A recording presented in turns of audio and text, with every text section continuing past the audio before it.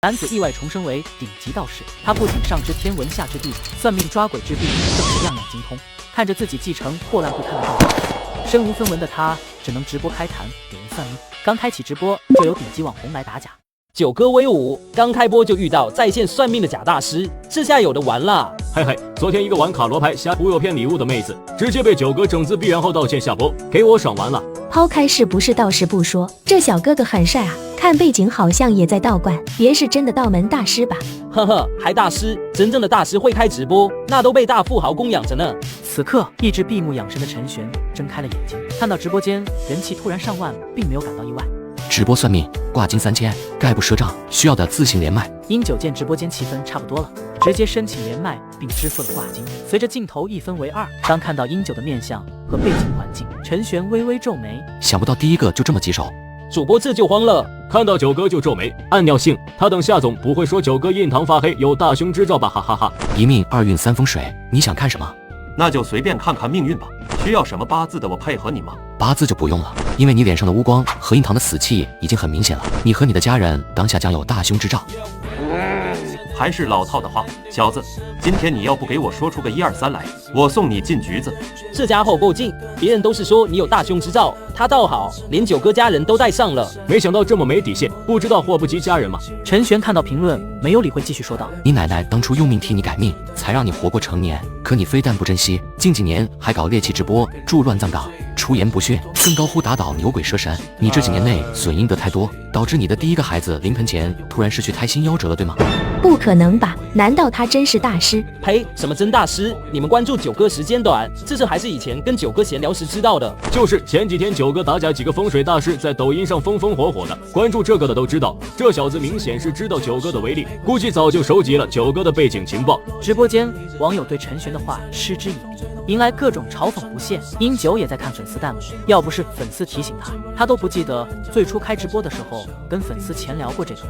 想不到你还是有备而来的，倒是小瞧你了。以前那些个在网上名声在外的算命大师，现在哪个没有塌房？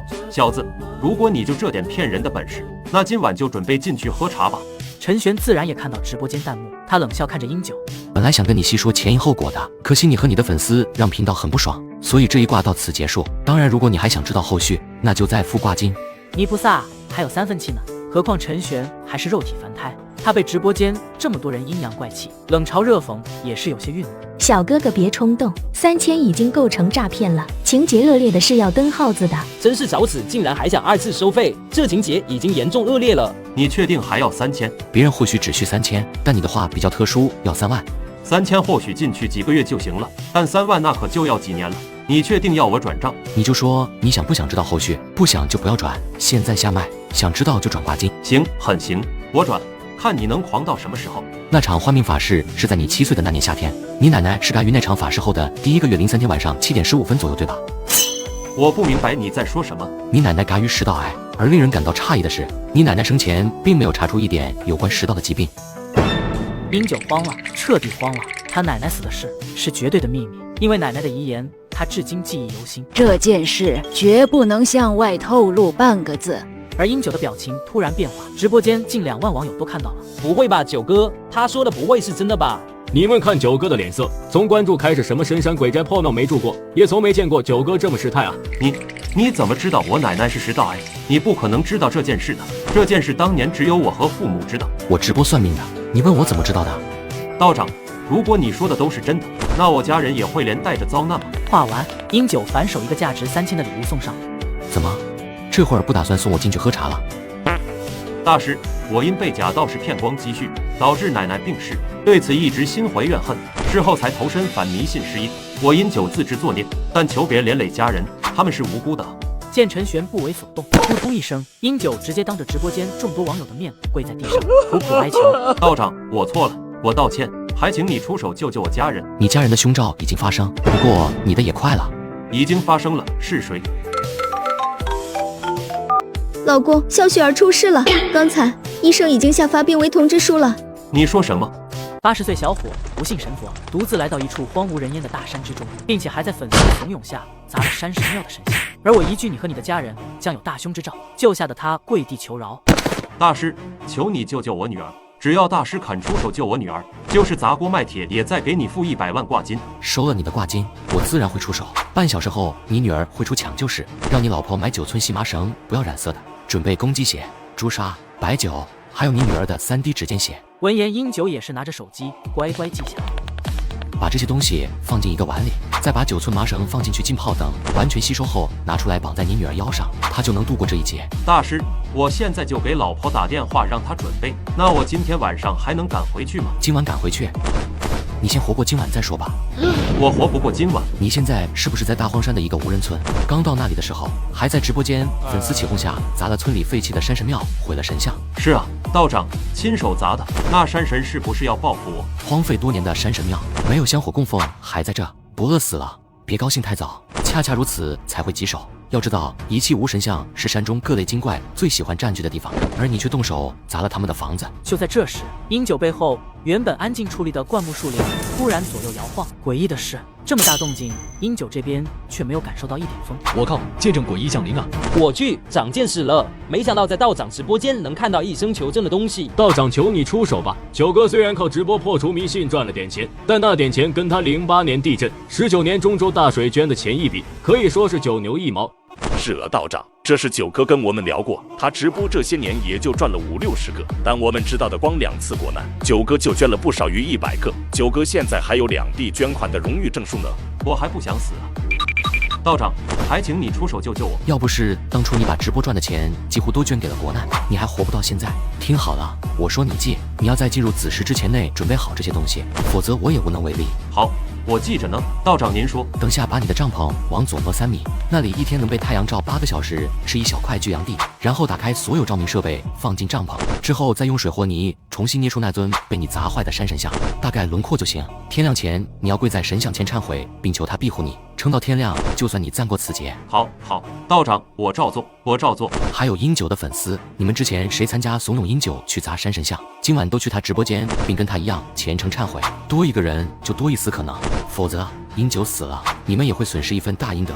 这阴德虽然不会体现在你们身上，但严重的会直接影响你们的后代子孙。到时候你们的后代或许会天生残障，也或许会过早夭折。看到我这话说的是斩钉截铁。直播间之前怂恿英九砸山神像的水友吓得个个哭爹喊娘。妈妈，我好怕！我一个在8环郊区租房的社畜，叫在九哥直播间待一晚上，我都不敢想啊！我特么好后悔跟着你们起哄，让九哥砸山神庙了啊！老子明天还要上班，你跟我说今晚要通宵忏悔，这让我怎么活？我一个女生以后肯定要嫁人生子的，为了以后小孩不会天生智障，拼了！顿时直播间弹幕一阵哀嚎，纷纷在直播间发道长保佑。我保佑不了你们。所谓神明，乃一念汇集之物，无形为实，有形为神。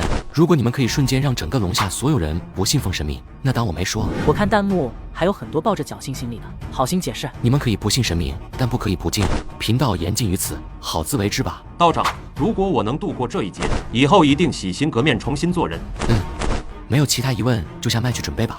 如果明天你还在，晚上8点来我直播间，我每天晚上8点开播。借道长吉言，我和九家军一定能挺过去的。英九下播前直接在陈璇直播间打赏了5个嘉年华，他的铁粉也都送出了不同的小礼物，同时陈璇也收获了大量关注。道长，如果不是关注九哥好几年了，这事我是打死都不信的。是啊，按照九哥的性格，是绝对不会配合一个新人主播演这种低俗剧本的。道长，我也要，让我上吧。楼上的姐姐，您算卦就算卦，别阴阳怪气的开车啊！个人精力和心神有限，频道没办法全都接受。这样，我在直播间发一个福袋，你们谁抢到福袋就给谁算。4万人抢一个福袋，怎么感觉比孕不育意外怀孕的概率还低啊？我钱都准备好了，道长你跟我说抢福袋算命，杀我啊！那道长一天算几次啊？100次不能再少了吧？100次，瞧你这点出息，直播间4万人呢，兄弟，怎么也得500次吧？我看到弹幕，眼角抽搐，哭笑不得。要以我现在的修为，要是一天算500次，得精尽人亡，活活累死。暂时一天3卦，毕竟算命这种事对我消耗太大，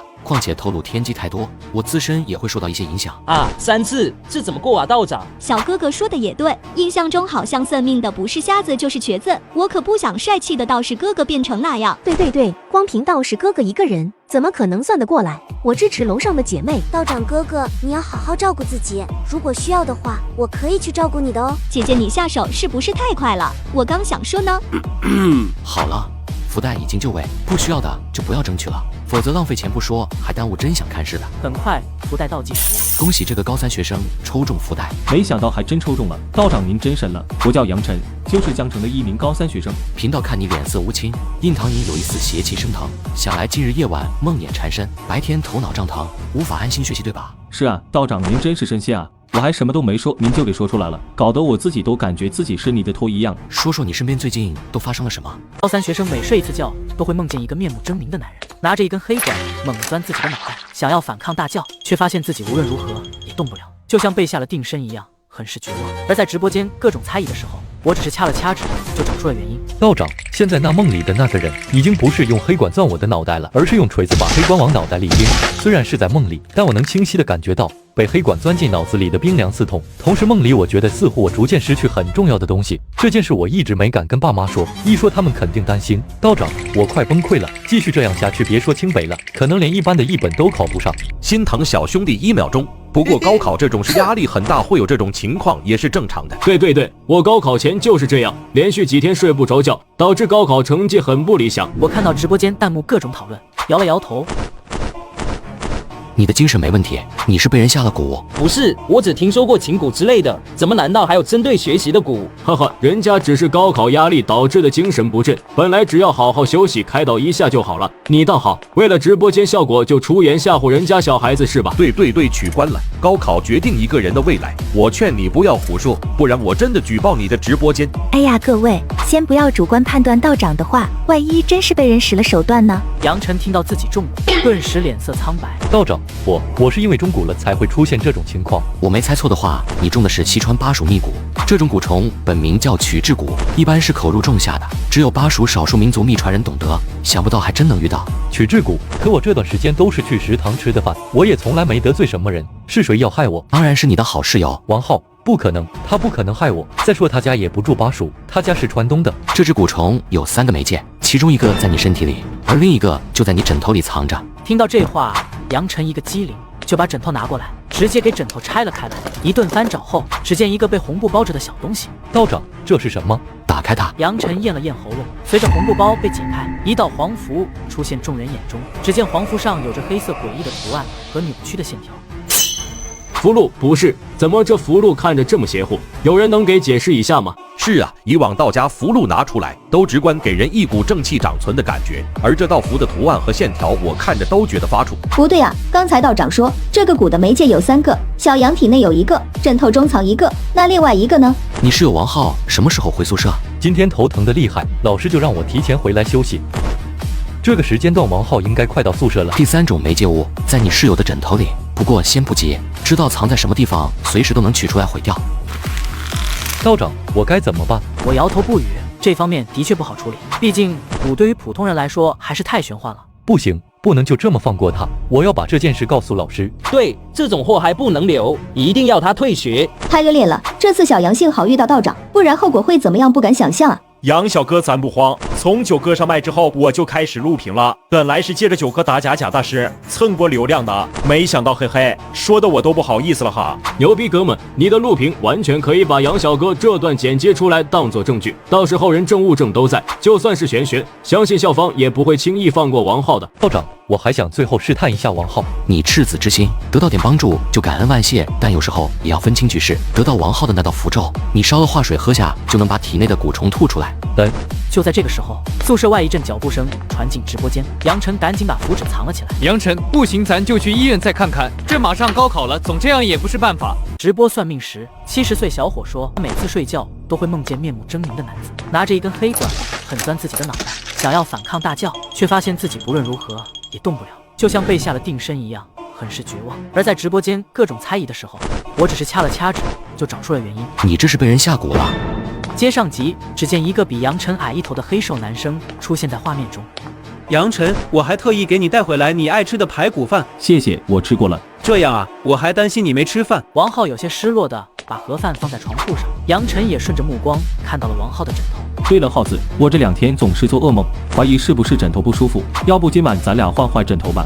要真是因为枕头，明天我就买个新的。那不行，我不仅认床，还认枕头呢。杨晨上去给了王浩一拳打去，就知道你小子不肯借，跟你开玩笑呢。对了，耗子，等高考完了之后，我会去川东找爸妈，应该会路过你们那个县城。这段时间你帮我这么多，到时候我一定要登门拜访感谢。话落，王浩脸色开始不自然起来，看到这杨晨，马上心如死灰，同时一股愤怒难以压制。怎么，你就这么看不起我？都路过你那里，还不让我去你家玩玩，是不是兄弟？哪能啊！其实我们家早就搬离川东了，我现在的新家在西川巴蜀姥姥那边呢。王浩这糊弄的话出口，杨晨几乎瞬间失去理智，愤怒瞪着这个自认为最好的朋友。王浩，你居然敢害我！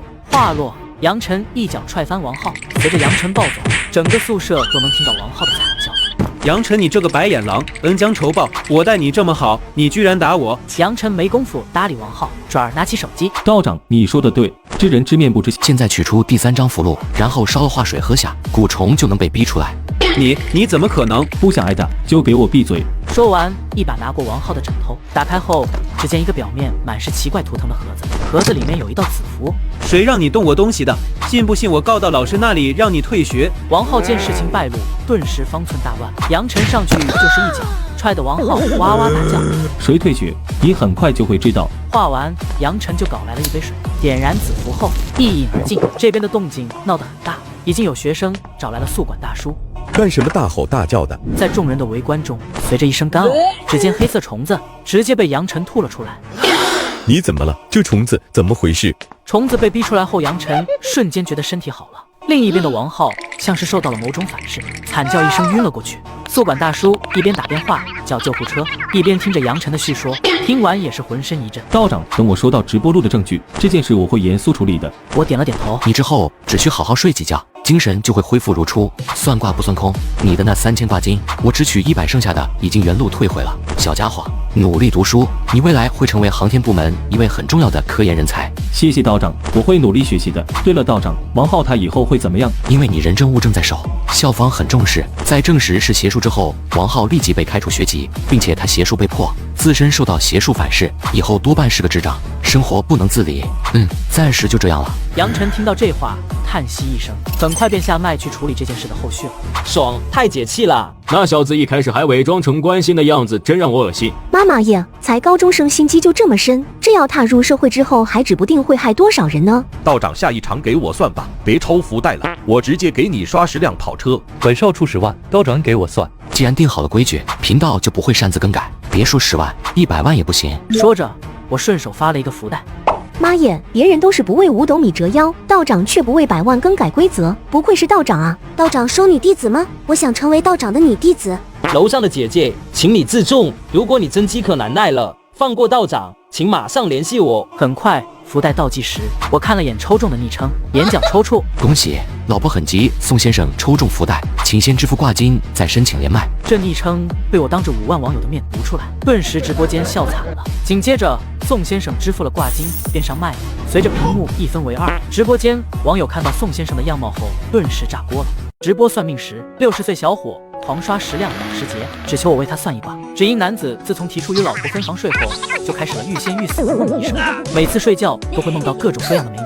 正当直播间，男性网友直呼让我来时，而我一句你未出生儿子乃是天命之子，但遭位列仙般的仙家觊觎，直播间瞬间炸锅了。666，演都不演了。道长，在座的可都是成年人。我去，按照道长这么说，宋哥未来的儿子岂不是大人物？呵呵，这都什么年代了，还有位列仙班一说，胡说八道，溜了溜了。道长，我这怎么处理？那高人盯上我家了，这事还能处理吗？道长收了挂金，自然会出手。既然是上面的人插手，恐怕不好惹。道长，多一事不如少一事，如果多管闲事，恐怕要招来灾祸。其实直言道破这件事就已经得罪了那个存在，不过朗朗乾坤，道法自然，他既然违规操作，我自然不惧。道长，我都不知道怎么感谢你了。既然收了你的挂金，频道自然会出手。那道长，我应该怎么破局？这时直播间一条弹幕引起了所有人的注意，点进主页一看，竟然是一位白发苍苍的老妇，背景还有很多没见过的神像。小辈道破天机，后果尔等能承受吗？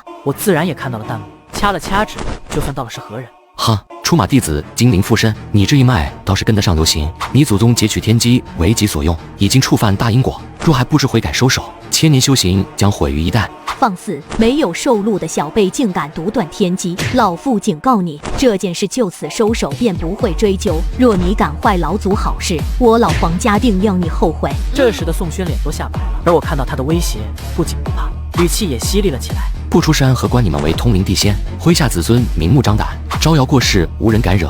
出了山海关，哈，不是贫道说话难听，你们就是妖孽，敢乱来，即便贫道还没受禄，依然能当妖孽斩了而等。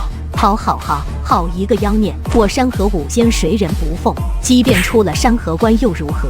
我不再理会皇太，看向一脸懵逼的宋轩。我说你记。好。宋轩急忙掏出手机，乖乖记下。人参、虫草、藏红花、阴阳货、生地黄。我一口气说出10几种中草药，全是大补药。这药方开出来，直播间一些懂行的中医直接麻了。虽然不懂中药，但有幸吃过1斤阴阳货，怎么说呢？老婆当晚直接报警了。在下15年中医，说实话，这药方给宋轩喝下去，以他现在虚弱的身体来说，就是毒药，会死人的。我无条件信任道长。我点了点头。明天6点前把药煎好，放置5个小时，喝了药后53克去太阳下暴晒头顶2个小时，补充阳气。晚上去圆房要孩子。小贝，你这是在找死！之前直播间还有点怀疑，随着皇太这气急败坏的话说出来，顿时所有人都信了。好的，道长，我一定会牢记的。明天一大早就去抓药喝。道长，后续我还会不会被仙家骚扰？我笑了笑，摇头。等你媳妇怀孕的那一刻，你家就受到了天命子嗣庇护，邪门法术自然不能再伤害你。多谢道长，多谢道长。这个仇已经结下了，我们不死不休。直播间很多人早就看这个皇太不爽了。你们5仙在自己地盘只手遮天就算了，还想把手伸出山河关，真无法无天了，是不是？就是龙下各大名传教派才是正统。我见皇太还有要威胁粉丝的意思，淡然道：贫道就在狱中，汤巫山飞仙关，觉得不忿就来找我，贫道随时恭候大驾。好一个汤巫山，好一个飞仙关，你等着，我黄家人必定拜罚。出马弟子而已。皇太听到我这话，丢下一句狠话，便离开直播间。随后，宋轩眼下麦去准备了。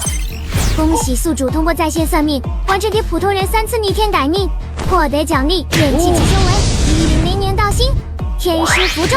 因为宿主已有100年道行，天师符咒自动领悟至登堂入室境界。紧接着，一股股难以言表的舒爽倒灌全身各个细胞。3卦已经结束，福生无量，时间也不早了，该休息了。各位原主，每晚8点，频道会固定时间开播，其余看情况。不要啊，道长，没有牛可怎么活啊？小哥哥，我现在就订机票去汤巫山，请你务必要见我一次。道长哥哥在播画呗，晚上看不到你的脸，我睡不着啊。面对网友们的弹幕，我也是苦笑，想着尝试新得到的能力，我丝毫不带废话的直接下播。另一边的英九直播间，一个个隔着屏幕高喊：“道长保佑！”只见帐篷里，英九正跪的双手合十，对着山神像忏悔，而帐篷外邪风呼啸，似乎随时都有翻飞的可能。下一刻，突然有一张诡异怪脸贴着帐篷，直播间20几万人，没一个人敢说话。这时，只见一道提示出现在直播间，众多网友看到后，顿时感动哭了。直播算命时，明明刚才还在直播间怒骂我装神弄鬼的80岁小伙，现在不仅被我狂刷100辆保时捷，还跪地双手合十大喊道长保佑。只因男子不信神佛，独自来到一处荒无人烟的大山之中，并且还在粉丝的怂恿下达了山神庙的神像。现在住在山神庙的精怪找上了他。孽畜，修得猖狂，乾坤浩荡，正气长存，以神引之，尽家无身，急急如律令，去。下一刻，英九身上光芒大涨，瞬间将那怪脸给弹飞。只听一道不甘的声音，那鬼脸便没了动静。此时，一脸懵的英九看我主动连线，顿时哇的大哭起来。道长，我知道错了，我发誓以后再也不敢了。我不能死了，我父母早亡，我要是客死异乡，我老婆孩子怎么办啊？看你还算诚恳忏悔，并且国难捐款超过了直播收入金额，我才会稍微出手帮你一次。听到这话，英九眼前一亮，急忙掏出另一部手机。道长您看，这是当初08年川西地震我捐款60万的荣誉证书，还有您看，这是19年中州大水我捐款45万的锦旗。所以今日我才破例出手救了你。谢道长救命之恩，无以为报，来世因酒当牛做马报答。从今往后，你要每日放生100条命，放生的类别不限，切记必须是野生的，连续3年。如果你能做到，之前损失的阴德才能补全。谨记道长教诲。画完英九直接下麦，泪目，道长竟然真能隔空帮助九哥渡难关啊！这时刚进入直播间的一小撮网友就不干了，老子差点信了，第一次听说有道士能隔着直播间出手帮忙的。你直播算命骗人钱财，不怕死后下地狱吗？我看着这些黑粉，本不想理会，但越是不管，这些黑粉就越是嚣张。你们这些黑粉，出个代表上麦吧。我这话一说，直播间内的网友都懵了。一帮嘴炮罢了，现实中唯唯诺诺，网络上重拳出击，一来真的就都缩软了。道长哥哥不跟你们一般见识，你们还蹬鼻子上脸了，来让姐姐瞅瞅谁行谁不行。说他们嘴炮无所谓，但绝不能被女人说不行。谁上麦打假的小子，老子直接给他转账3000大洋。不能让女人说我不行，老子给一个 W。下一刻就有人连麦，黄毛惊喜，当场给大哥报出自己的支付宝账号。短短几秒钟，黄毛的手机传来了不断提示音，还附带了一条短信。黄毛一看，顿时激动了，搞垮这个小道士，事后打赏你10万。小崽子，你不是算命很牛吗？那算算老子以前什么时候发过横财？如果算得不准，你就给老子磕头道歉。哼，有意思，什么时候发过横财？就怕我说出来你后悔。有种你丫的说，看我会不会后悔。上个月你在广州开出租的却发过一笔横财，只用了20分钟就赚了13万块，对吗？黄毛慌了，想起大哥的短信，他马上镇定下来。你丫的放屁！老子上个月在福建看场的，而且老子从来都没去过国都。我听到黄毛自己爆出在福建看场子后，也是笑了。这可是你自己说的，那我可要好好跟你掰扯掰扯。你上个月初3在福建皇家1号帮境外人员偷运49克白面的事了。你胡说什么呢？信不信老子告你诬陷？官府做事都要讲证据，你是个什么东西？张口就说老子运白面。贫道刚才掐指一算，你今日将有牢狱之灾。笑死我了！算不准就开始诅咒我是吧？那一批东西是在广都上岸的，现在接头人刘胖已经被抓了，但他的嘴很硬，咬死了不说，而你就是从他手中接到的货，对吧？举起手，不准动，不然开枪了！下一刻，一对荷枪实弹的鼠鼠鱼贯而入，短短几秒就把黄毛按在地上。不是，老子都躲这么偏僻的地方了，还能找到？你好，我是福建特别行动小组孙瑶，谢谢您提供的线索，陈先生，后续的如果有需要，我们会主动联系您，请您的手机保持畅通。是你？我摇了摇手机，不卑不亢点头。如果有需要，随时打电话来，我的手机号你们抖手后台应该能查到的。谢谢您的配合。画完女警便退出连线，此时直播间都惊了，这特么的不应该是剧本吧？从破门到控制嫌疑人只用3秒，你觉得剧本能做到吗？道长100万重金求子，楼上的我劝你不要太过分，我人都到汤屋市了，今晚打算夜袭飞仙关，姐妹们等我好消息。女人亲手把自己女儿手脚用锁链束缚住，关在漆黑的角落，但女孩并不像被囚禁的那样悲惨，反而穿着光鲜亮丽。而大妈每次给女儿送饭时，都会以泪洗面。我的闺女啊，你怎么说疯就疯了？原来女孩在2个半月前总是梦到一个男人，吵着要娶她。尽管女孩有100个不情愿，但最后居然鬼使神差答应了她。而我只问了一句：那个男人穿什么颜色衣服？就找出了原因，是黄色的毛衣。不过毛衣很奇怪，摸起来很柔软。得到这些信息后，我捏着的剑指放了下来。就在放下的那一刻，原本还能正常交流的女孩惨叫一声，顿时看到我像看到妖怪一样，立即蜷缩在房间角落，瑟瑟发抖。女儿，我的女儿啊！不用如此悲伤，我已经找到元凶了。道长，女儿说的那个男人是谁？俺闺女才16岁啊，我们要去告他。相比李春强夫妇，直播间网友却个个明白了什么。不对吧？如果是真的，那么小妹妹遇到的可能不是人吧？道长一定要给大叔家讨个公道。就算是鬼，也是个色中恶鬼，连小孩子都能下得去手。不是鬼，而是成了气候的动物，也就是所谓的仙家。你们定居的地方应该离山河3省交界处不远吧？是啊，道长，我们在门内，坐车不到2个半小时就能到交界处。蛊惑小姑娘签阴婚，她是在找喜。李春强，你们家门口的秸秆垛就是他们的窝，祸害你女儿的东西就在那里面。两人听到后顿时脸色苍白，不过很快这种恐惧就变成无比的愤怒。这些天杀的畜生，老子还对他们心存敬畏，每年都往秸秆垛上加秸秆，尽量不打扰他们。没想到他们竟然恩将仇报，祸害我女儿。说着，李春强就想去一把火烧掉秸秆垛。大妈见状，当即拉住了他。怎么处理还是看道长，别胡来，咱们惹不起大仙啊。不用怕，你们家窗户上挂着那一串千纸鹤，取下一只带上，现在就去那个秸秆垛，到地方我给你们讨一个公道。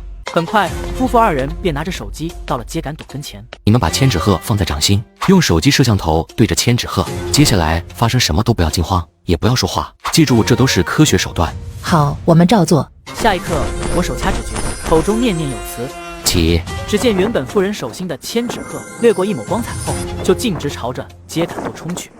仅仅不到2分半的时间，只听秸秆朵内传来阵阵惨叫，霎时间大大小小近30只黄皮子纷纷窜出秸秆朵。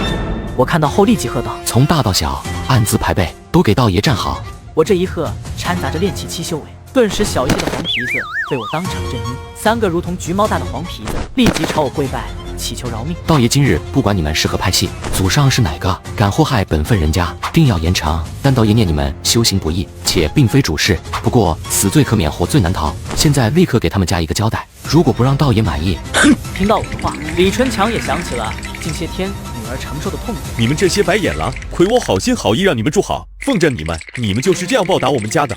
听到这，那3只较大的黄皮子赶紧对着夫妇2人认错。见2人并不接受这种道歉，毕竟自己女儿因此疯了2个半月。而后只见为首的3只叽叽喳喳商量了一番，突然扑向一只尾巴呈现金黄色的黄皮子以及一家老小，将其咬死。而后一人叼着几只放在李春强夫妇脚下。哼，还算你们懂事。那孩子仍在疯癫，明天2点半之前必须让他恢复正常。你们需要付出多大的代价治好他，我不管，但别想逃。道爷的千纸鹤已记下你们的气息，跑到天涯海角也能灭了你们。话落，吓得这群黄皮子瑟瑟发抖，为首的3只更是连连点头。原主，你们可以回去了。睡觉前可以打开孩子的房门，若无意外，你们女儿明日便会恢复。明晚8点我开播时，你们可带红月来直播间，让我查看她的恢复情况。夫妇2人急忙应下来，随后便结束了连麦。恭喜宿主完成每日助人逆天改命任务，获得奖励5雷正法，获得10年道行，除阴神1段。因宿主现有110年道行，5雷正法自动进阶为登堂入室级，除阴神自动进阶为3段。飞仙关附近怎么会有如此浓重的阴气？这年头阴魂都敢这么嚣张了吗？竟敢在道祖大殿前徘徊，正好拿你试一试登堂入室级的5雷正法。5雷，天罚要血，霹雳一声，万鬼灭界。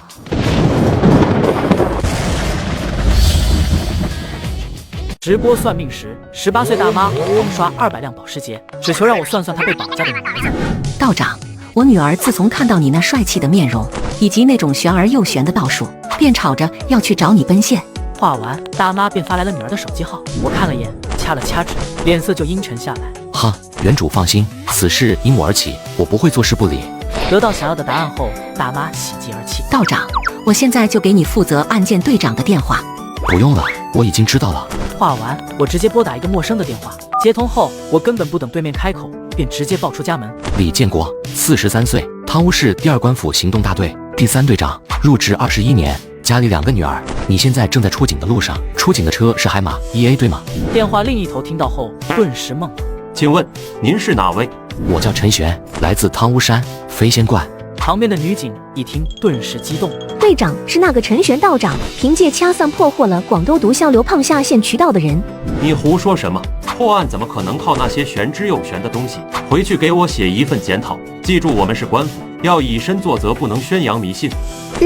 陈玄是吧？我们现在正在出警，你有什么事情迅速说明情况，否则我就要挂电话了。你们现在正在去往汤屋市东区，负责调查一桩失踪案，失踪人员女，21岁，名叫王文静，确定失踪时间是下午2点半左右，失踪地点是东郊区。你到底是谁？你跟王文静失踪有什么关系？我知道王文静在什么地方，你们现在赶过去，到时我们碰头。话完，我就把短信给对方发送过去，并挂了电话。原主放心，今晚12点之前，您女儿会安然无恙地出现在您眼前。道长，你要是能看上我女儿，你们结婚的时候，我在姑苏商圈给你们置办一套独栋别墅，外加500万生活启动资金。话完，大妈就下了麦，我直接关闭直播，随后来到后院的池水边，盘膝而坐，缓缓闭上了眼睛，凝聚心神在旁边的池水之中。原本毫无波澜的池水上空，便出现一层层白色水雾。您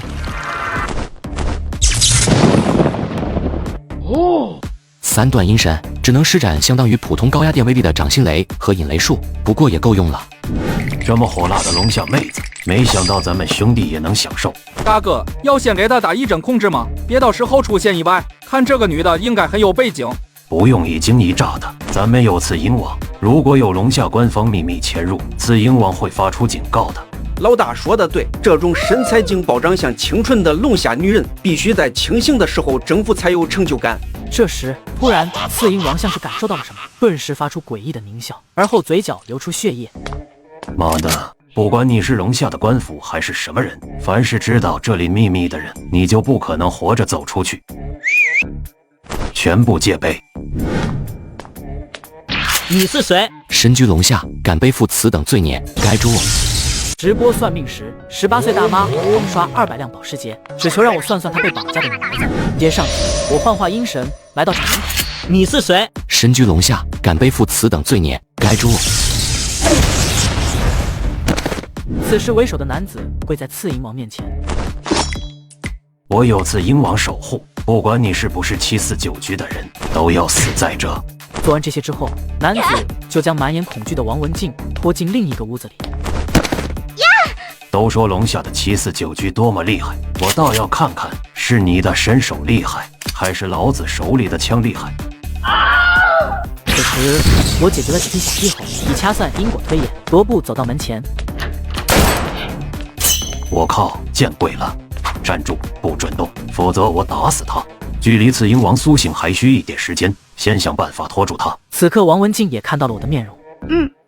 你们居然认识？既然你是为了他而来，那我们各退一步，我放你们离开。但你们要发誓不将这里的事捅出去，大家各留一点余地。听到后，我也是冷笑一声。既然你这么给面子，那么你带着他出来，我们外面谈。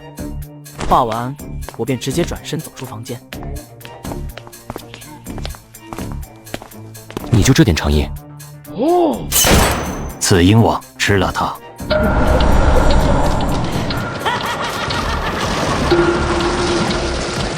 我终于出来了。感受到周围气场在变化，我只是微微一笑。以我这具阴神现在的实力，别说这只古曼童了，就算是背后的降头师，我也能一并收拾了。装神弄鬼，我这话一出，顿时激怒了小鬼。你最大的依仗，不会就是这个小东西吧？你怎么可能打败次鹰王？他可是那位精心培养的得力干将。你不要过来，你再敢往前一步，我就打死他。住手，放下枪！龙夏官府男子在看到2人后，顿时疯狂起来。你现在出手杀了他们2个，我就放了他。你不会觉得你拿个手枪真能威胁我做事吧？妈的，那大家一起死！护体金光。此刻男子彻底疯狂，立即再次举起手枪，只听2声枪声，男子应声倒地。此时的王文静早已被吓晕了过去。我正想施展道法稳定王文静的精神时，左手的古曼童开始挣扎起来。另一边2人冲到近前，准备查看王文静是否死亡。我只是对着其额头虚化几次后，他竟然奇迹的苏醒了。2人看到这一幕后，顿时目瞪口呆。醒来的王文静哇地一声扑了出来。你这次得就得多谢你母亲，要不是她，你的下场可就惨了。我再也不敢不打招呼就跑远地方了。